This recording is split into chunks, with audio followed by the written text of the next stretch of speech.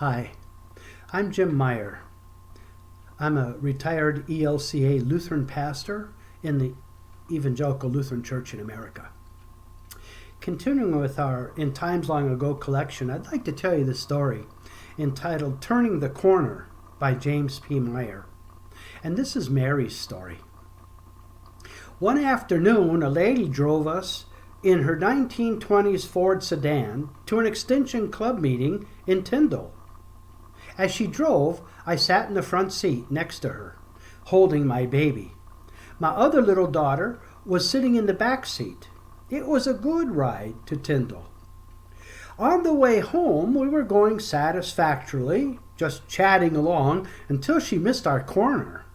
She tried to turn around a little bit too fast, and a wheel hit a rut, causing the wooden spokes to break.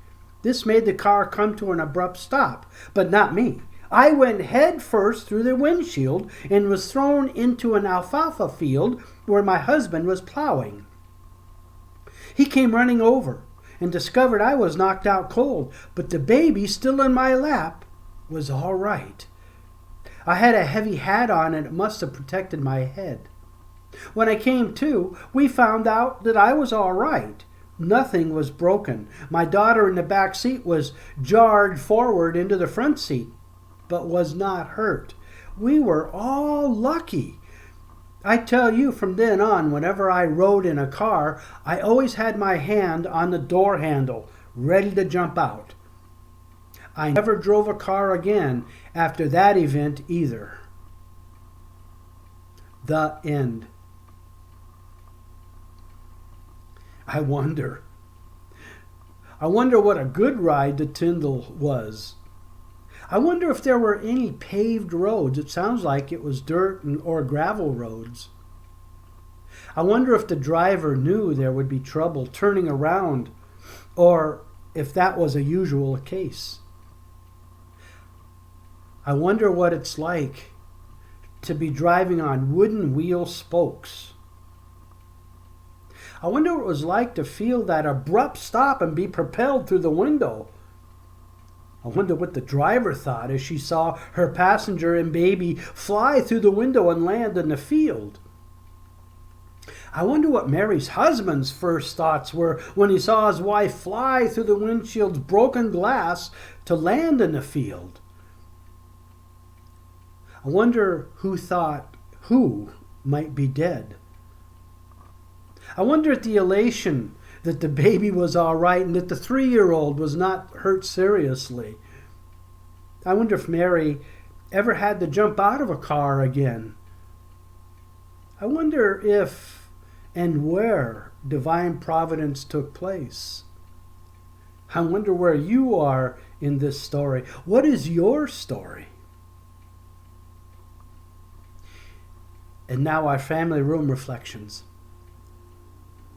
After this, the son of the woman, the mistress of the house, became ill.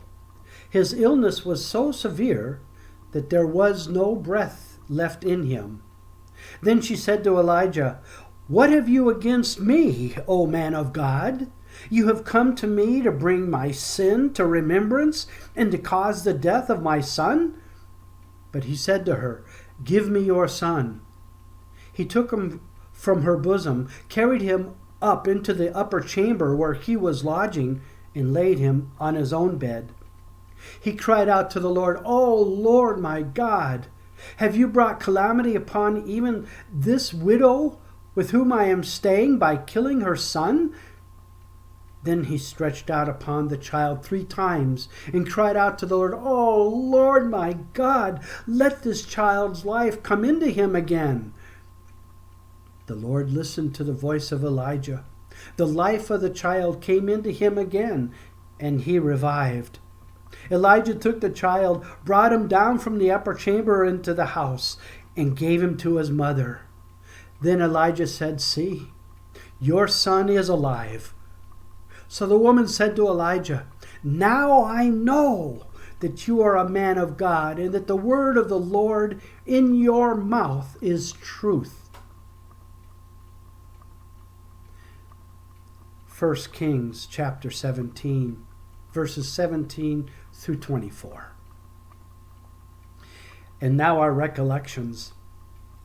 Sometimes in the course of our relationships with others, tragedy happens, and we have some part in it, either as a principal character or a bystander, but are there nonetheless. In our story of the woman driver and her misjudgment, her charges were hurt.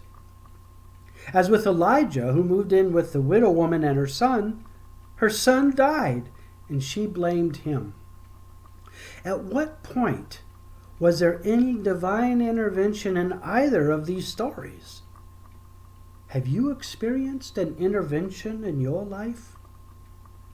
What is your story?